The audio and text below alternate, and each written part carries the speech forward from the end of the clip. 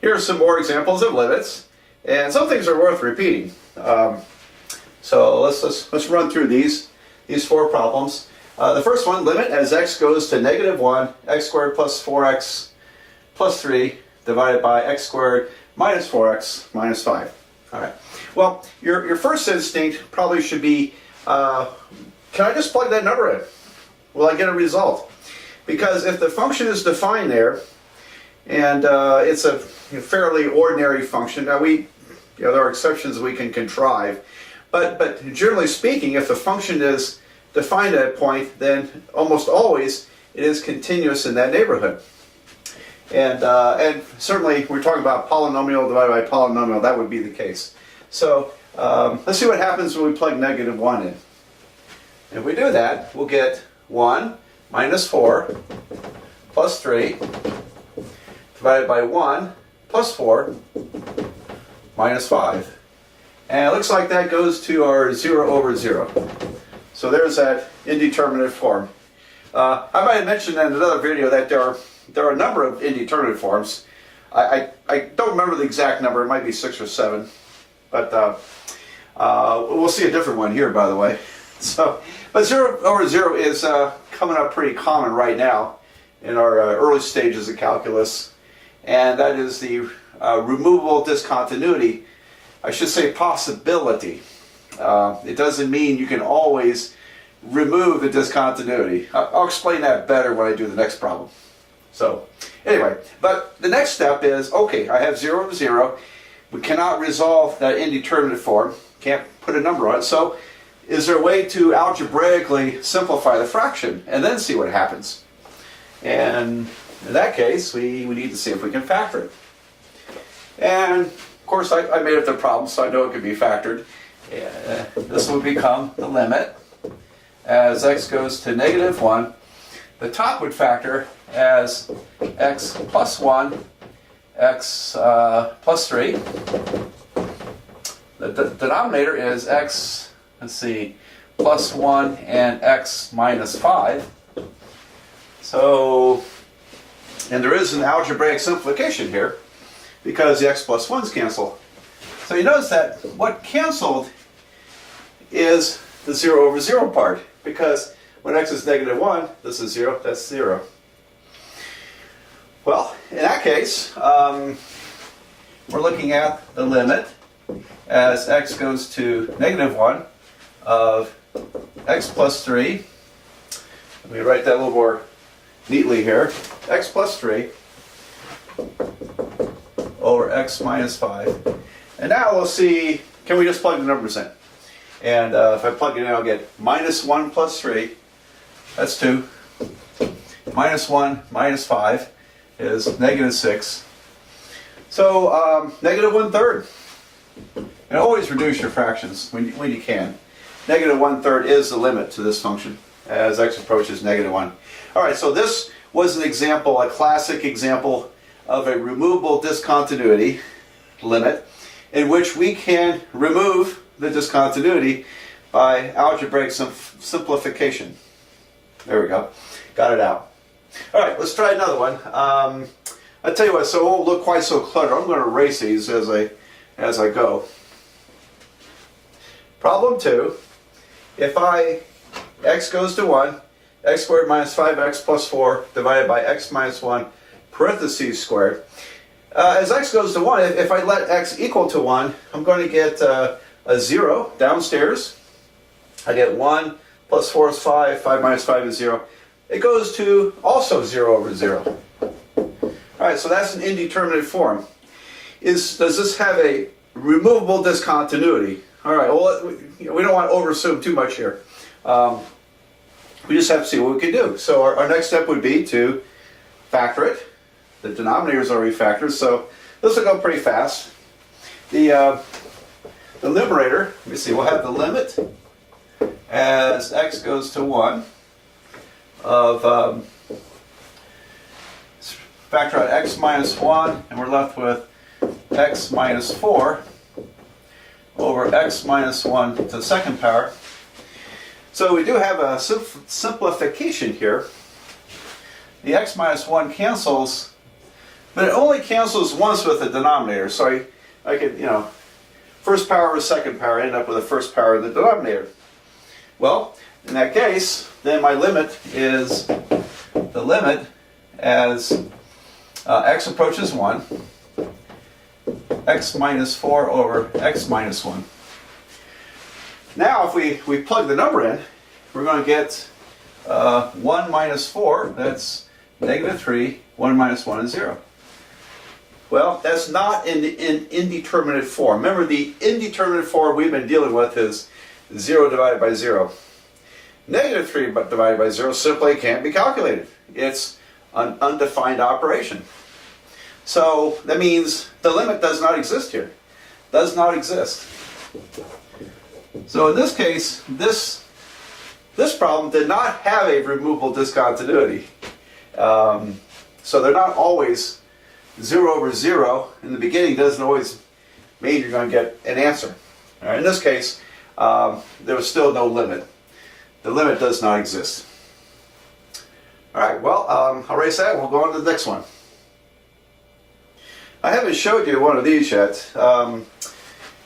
Limit as x goes to 2, x squared over x minus 2 minus 4 over x minus 2. If you plug 2 in, here's what we get. If I plug 2 in, I'm going to get 4 divided by 0 minus 4 divided by 0. 4 over 0 minus 4 over 0. All right, well, we can't we can't calculate 4 over 0, can we? That's undefined, and it doesn't mean that if I subtract them, I'm going to get 0. Something does not work. So remember, we're dealing in a world of infinitesimal here. We're not really interested in what happens when x equal 2. We want to know what happens when x gets very, very close to 2, infinitesimally close.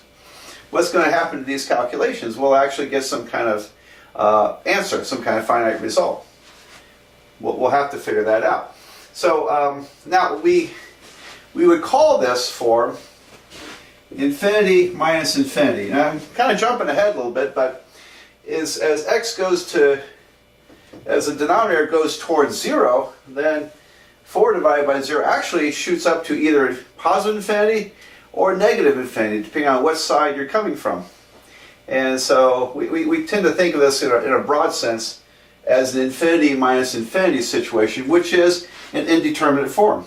And so you can subtract infinity minus infinity. You won't get 0 always. You could get a million because, well, look at it this way. What's infinity plus 1? It is infinity, right?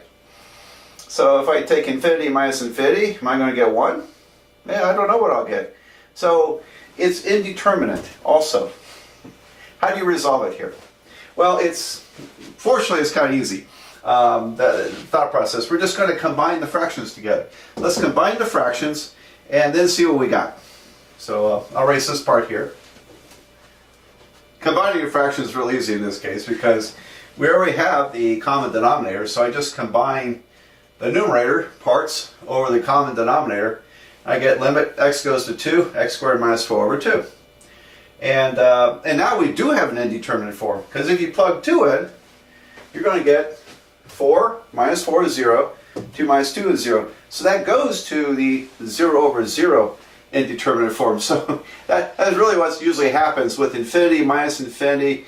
We can, by combining things, it normally turns into something like 0 over 0. And another possibility is infinity over infinity, but getting way ahead of myself here. So, all right, we can factor in the numerator and simplify this. So it may have a removable discontinuity. So when I factor the numerator, it's going to be x minus 2, x plus 2. And then the x minus 2's cancel. And look at that. I'm left with the limit of x plus 2 as x goes to 2. What would that be? It'd be 2 plus 2 equals 4, isn't it? So that limit is 4. It's 4. So who knew that 4 divided by 0 minus 4 divided by 0 equals to 4?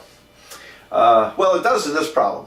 It does with this function because we're approaching that, but we're not there yet. And it depends on how you approach it, what kind of answer you get. All right. Well, all right, hope that's going well for you. I got one more, and this one's a tricky one. This was a very tricky one, so I'll erase all this and we'll get to the last one. Number 4, the limit as x goes to 9 of x minus 9 over square root of x minus 3. Now that's indeterminate, 0 over 0, because plug in 9, you get 9 minus 9 is 0, square root of 9 is 3, 3 minus 3 is 0. Right, so we have to look for an algebraic way to simplify this. And this is not too bad, not too bad. There's a trick to it. And the trick is to, it looks like rationalizing the denominator, in case you ever did that in an algebra class. I'm going to take the square root part, and I'm going to multiply numerator and denominator by its conjugate. Now the conjugate of square root of x minus 3 is the square root of x plus 3. So the trick is to take the square root part and just change the middle sign, multiply top and bottom. And you'll see in a minute why this works nicely. So let's go ahead and multiply it out. That equals to the limit as x approaches 9. And on top, I'm not going to attempt to multiply that. Let's keep it factored as long as we can. Yeah, that's usually good advice. If you can keep something factored as long as you can, sometimes it pays off. So let's see what happens. I have x minus 9 times the square root of x plus 3. Now the denominator, when you FOIL this out, square root of x times square root of x is going to be x.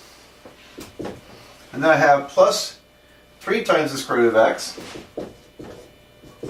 And then minus 3 square roots of x. And then finally, minus 9. So look what happens. And that was the point of this step. Because we wanted the square roots to cancel. And they do. They're opposite signs. They cancel off. And so we end up with something that's going to be more friendly to us. I have x minus 9 on top, square root of x plus 3, over what's left down below is x minus 9. Look at that. I have x minus 9 in both places. Very nice. That's why you don't want to multiply this out. Because the x minus 9 cancels, leaving square root of x plus 3. Now when I plug in 9, I get square root of 9 plus 3. 3 plus 3 is 6. So that's 6. That limit is equal to 6. Isn't that great? So anyway, it's a little tricky, and I think I'll try to squeeze in another one or two of these as we move along here. So you just see another example.